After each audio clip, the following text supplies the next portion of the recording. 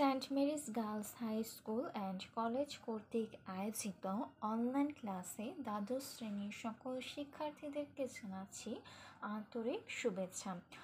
আশা করছি সকল শিক্ষার্থীরা তোমরা তোমাদের নিজ নিজ বাসায় অবস্থান করে ভালো আছো। শিক্ষার্থীরা, আজকে তোমাদের সামনে উপস্থাপন করব সমাজকর্ম দ্বিতীয় পত্র ষষ্ঠ অধ্যায় থেকে দুর্যোগ পূর্ববর্তী সতর্কীকরণ সংকেত ও জরুরি সাড়া প্রদান কার্যক্রমসমূহ, অর্থাৎ দুর্যোগ হওয়ার পূর্বে কী ধরনের সতর্কীকরণ সংকেত জনগণকে প্রদান করা হয় এবং কিভাবে জরুরি সাড়া প্রদান কার্যক্রম পরিচালিত হবে সেই বিষয়গুলো। আর এই বিষয়টি বোঝানোর জন্য আমি মোট 4টি দিক তোমাদের সামনে উপস্থাপন করব। বাংলাদেশ বিভিন্ন প্রাকৃতিক দুর্যোগের ঝুঁকিপূর্ণ দেশ। এর মধ্যে ঘূর্ণিঝড় ও বন্যা হচ্ছে অন্যতম। আগাম সতর্ক বার্তা দুর্যোগ ঝুঁকি বা ক্ষয়ক্ষতি হ্রাসে অত্যন্ত সহায়ক। তাহলে এই ঝুঁকি হ্রাসের ক্ষেত্রে বাংলাদেশের সরকারি ব্যবস্থাপনার মাধ্যমে কিভাবে দুর্যোগ পূর্ববর্তী সংকেত ও জরুরি সাড়া প্রদান কার্যক্রম পরিচালনা করা যেতে পারে সেই দিকগুলো তোমাদের সামনে উপস্থাপন করব। প্রথমেই আছে মোবাইলের মাধ্যমে বার্তা প্রচার। শিক্ষার্থীরা, আমরা সবাই গ্রামীণ ফোন নেটওয়ার্কের কথা শুনেছি এবং একটি বিজ্ঞাপনের কথাও শুনি, দূরত্ব যতই থাকুক না কেন কাছে থাকুন। তাহলে এই গ্রামীণ ফোনের মাধ্যমেও কিন্তু দুর্যোগের পূর্ববর্তী সতর্কীকরণ সংকেত প্রদান করা হয়। গ্রামীণ ফোন নেটওয়ার্কের প্রযুক্তিগত উন্নয়নের মাধ্যমে 80 অক্ষর বিশিষ্ট বার্তা প্রচার করার উদ্যোগ গ্রহণ করা হয়। বর্তমানে 120 অক্ষর বিশিষ্ট বার্তা বাংলা ভাষায় প্রচার করার প্রক্রিয়া চলমান রয়েছে। তারপর 2 নম্বরে আছে ইন্টারঅ্যাক্টিভ ভয়েস রেসপন্স। ইন্টারঅ্যাক্টিভ বলতে এখানে বোঝানো হচ্ছে পারস্পরিক ক্রিয়া প্রতিক্রিয়া বা মিথস্ক্রিয়া এই বিষয়টি।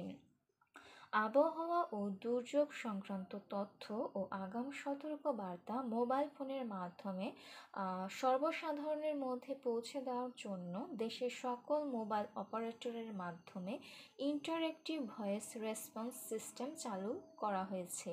এখন থেকে যে কেউ 10941 নম্বর ডায়াল করে এই সংক্রান্ত তথ্যাবলী যে কোনো সময় পেতে পারছেন।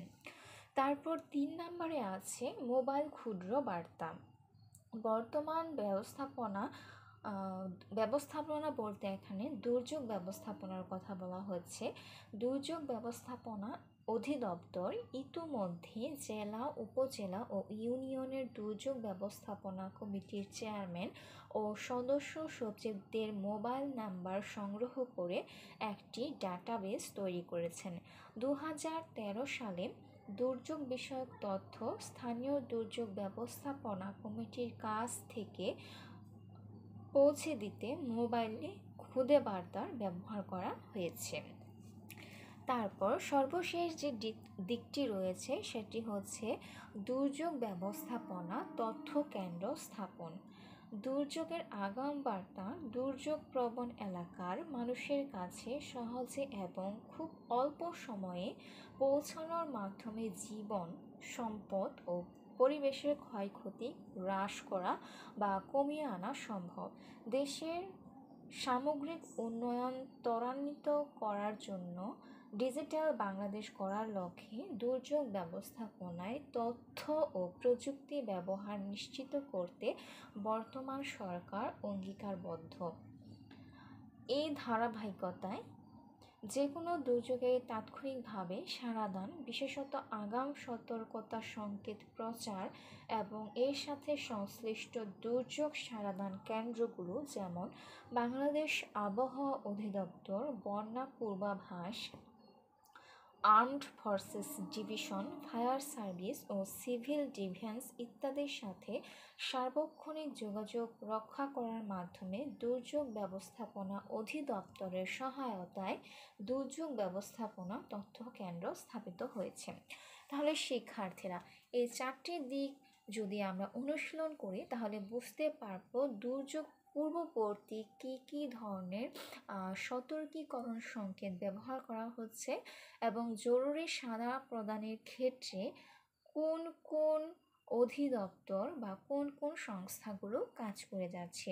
শিক্ষার্থীরা, তোমরা তোমাদের নিজ নিজ বাসায় থেকে সার্বিক দুর্যোগ ব্যবস্থাপনা, ঝুঁকি হ্রাস, প্রস্তুতি ও সারাদান ব্যবস্থায় সমাজকর্ম পদ্ধতির প্রয়োগ নিজেরা অনুশীলন করে নিবে।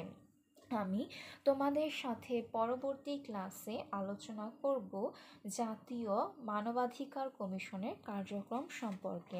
তাহলে শিক্ষার্থীরা, তোমরা তোমাদের প্রাক নির্বাচনী পরীক্ষার জন্য অবশ্যই বাসায় থেকে প্রস্তুতি গ্রহণ করো। এই আশাবাদ ব্যক্ত করে আজকের ক্লাসটি এখানেই শেষ করছি। সবাইকে জানাচ্ছি অসংখ্য ধন্যবাদ।